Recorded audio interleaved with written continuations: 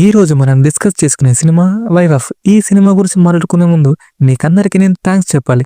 ఎందుకంటే మన ఛానల్ ప్రారంభించిన కొన్ని రోజుల్లోనే 25,000 మంది సబ్స్క్రైబర్లను సొంతం చేసుకుంది. దీనికి మీకందరికీ కృతజ్ఞతలు. ఇక వైఫ్ ఆఫ్ ఈ సినిమా కథలోకి వెళ్తే ఇది అవని అనే ఒక క్యారెక్టర్ చుట్టూ తిరిగే కథ. సాధారణంగా అమ్మాయిలు వివాహ జీవితాన్ని గురించి అనేక కలలు కంటూ ఉంటారు. ఎన్నో ఆశలతో అలాంటి ఒక జీవితాన్ని మొదలు పెడతారు. అయితే ఈ ప్రయాణంలో అనుకోని మలుపులు ఏదైతే గమ్యమే మారిపోయే పరిస్థితులు ఏదైతే ఎలా ఉంటుందనేదే ఈ అవని యొక్క కథ. చాలా తక్కువ మంది ఆర్టిస్టులతో తక్కువ బడ్జెట్తో దర్శకుడు ఈ కథను రెడీ చేసుకున్నాడు.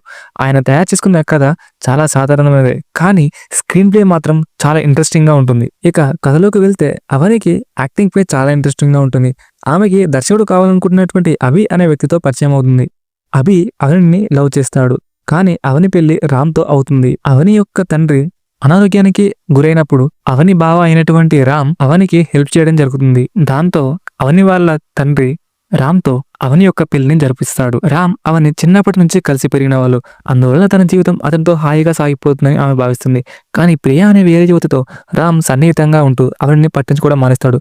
భర్త ప్రేమను పొందడానికి అవని ఎంతగా ప్రయత్నించినా ప్రయోజనం లేకుండా పోతుంది. ఒక రోజున ఆమె ఇంటికి వచ్చేసరికి రామ్ నెత్తటి మడుగులో పడిపోయి ఉంటాడు.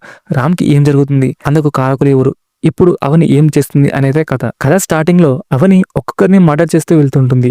ఎందుకోసం ఆమె అలా చేస్తుందని తెలుసుకోవడం కోసం ప్రేక్షకులు ఇంట్రెస్టింగ్ గా ఎదురుచూస్తారు. దర్శకుడు లవ్, రొమాన్స్ గురించి పెద్దగా పట్టించుకోలేదు. ఫ్యామిలీ ఎమోషన్స్ చూపించడానికి ఎక్కువ సమయం తీసుకోలేదు. తక్కువ నిడివిలోనే ఈ కథను చెప్పడానికి ట్రై చేశాడు.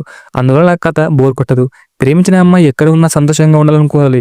ఆ సంతోషాన్ని చిరిమేసి ఆమెను సొంతం చేసుకోవడానికి ప్రయత్నం చేయకూడదు అని లైన్ పైన ఈ కథ నడుస్తుంది. ఇక కథ మొదట్లో అవనిని దర్శకుడు వేశ్యగా చూపిస్తాడు. ఆ తర్వాత హంతకురాలిగా ప్రేక్షకుల ముందు నిలబెడతాడు. ఆమె అలా ఎందుకు మారింది అనేది కొద్దిగా రివీల్ చేస్తూ వెళ్ళిన విధానమే ఈ కంటెంట్ పై ఉన్న ఆసక్తిని పెంచుతుంది. తక్కువ నిడివి, gripping screen play plus points గా కనిపించే ఈ సినిమా చాలా బాగుంది. కథలో ప్రధానమైన పాత్రలు మూడే. ఆ మూడు పాత్రలలో అవని పాత్ర ప్రధానమైనదిగా కనిపిస్తుంది. అనుక్షణం మానసిక సంఘర్షణలు సాగే అవని పాత్రలో దివ్యశ్రీ నటన ఆకట్టుకుంటుంది. ఇక మిగతా వారి నటన పర్వాలేదు.